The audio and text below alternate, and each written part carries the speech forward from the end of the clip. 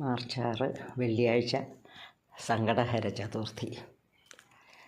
ക്ഷിപ്രപ്രസാദിയായ നമ്മുടെ ഗണേശന് ഏറ്റവും സന്തോഷമുള്ള ദിവസം.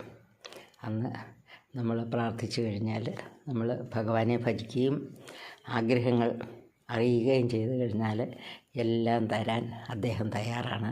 അത് തന്നെയല്ല, പേര് തന്നെ അതല്ലേ, സങ്കടഹര ചതുർത്ഥി എന്നല്ലേ. അപ്പം നമ്മളുടെ എല്ലാ സങ്കടങ്ങളും തീർക്കാനായിട്ട് അദ്ദേഹത്തിനെ ഭജിച്ചാൽ മാത്രം മതി.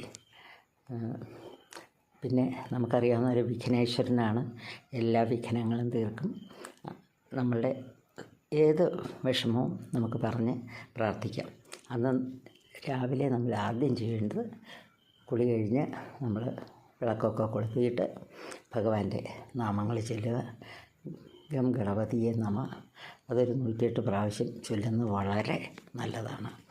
അത് കഴിഞ്ഞിട്ട് നമുക്ക് എന്തെങ്കിലുമൊക്കെ കീർത്തനങ്ങളോ നാമങ്ങളോ ഒക്കെ നമുക്ക് ചൊല്ലാം.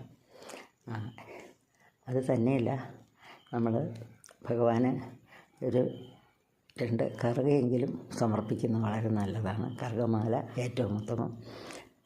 അങ്ങനെ പൂക്കൾ ഒക്കെ സമർപ്പിക്കാം. പിന്നെ നിവേദ്യമായിട്ട് രാവിലെ ഒരു പഴമോ അല്ലെങ്കിൽ ശർക്കര, അവൽ, എന്ത് വേണമെങ്കിലും നമുക്ക് സമർപ്പിക്കാം. പിന്നെ ഏറ്റവും ഇഷ്ടം മോദകവും ഉണ്ണിയപ്പമാണെന്ന് നമുക്കറിയാമല്ലോ. പറ്റുവാണെങ്കിൽ അതും ചെയ്യാം.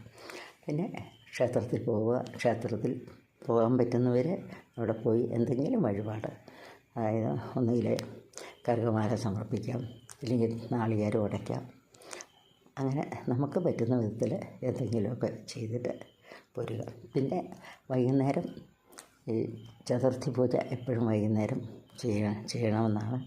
അതുകൊണ്ട് സന്ധ്യയ്ക്ക് വിളക്ക് കൊളുത്തി കഴിഞ്ഞിട്ട് നമുക്ക് ഈ പറഞ്ഞതുപോലെ തന്നെ ഭഗവാനെ നമുക്ക് പൂജിക്കാം. പിന്നെ അത് കഴിഞ്ഞിട്ട് രാത്രിയിൽ ചന്ദ്രദർശനം നടത്തണം നമുക്ക്. അതായത് ഒരു 8-8:30 എങ്ങനെയായാലും ചന്ദ്രനെ കാണാൻ പറ്റുന്നത്. ചതുർത്ഥിയിലല്ലേ, അപ്പം 4ാമത്തെ ദിവസമല്ലേ. അപ്പം അത് ദർശിച്ച് പ്രാർത്ഥിക്കുന്നത് വളരെ നല്ലതാണ്. പിന്നെ അത് നമുക്ക് ജലം അർപ്പിക്കാം.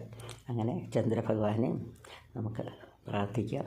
അങ്ങനെ ഈ ഒരു ദിവസം വളരെ നല്ല രീതിയിൽ നമുക്ക് അല്ലെങ്കിൽ നമ്മളൊക്കെ നല്ല രീതിയിൽ തന്നെ ജീവിക്കുന്നവരാണ് കേട്ടോ. എന്നാലും ഭഗവത് ചിന്തയോട് കൂടിയിട്ട് കഴിയുന്നത് നമ്മൾ ജീവിക്കുക. നമുക്ക് ഭഗവാന്റെ വിഘ്നേശ്വരൻ്റെ എല്ലാവിധ അനുഗ്രഹങ്ങളും ഉണ്ടാകട്ടെ.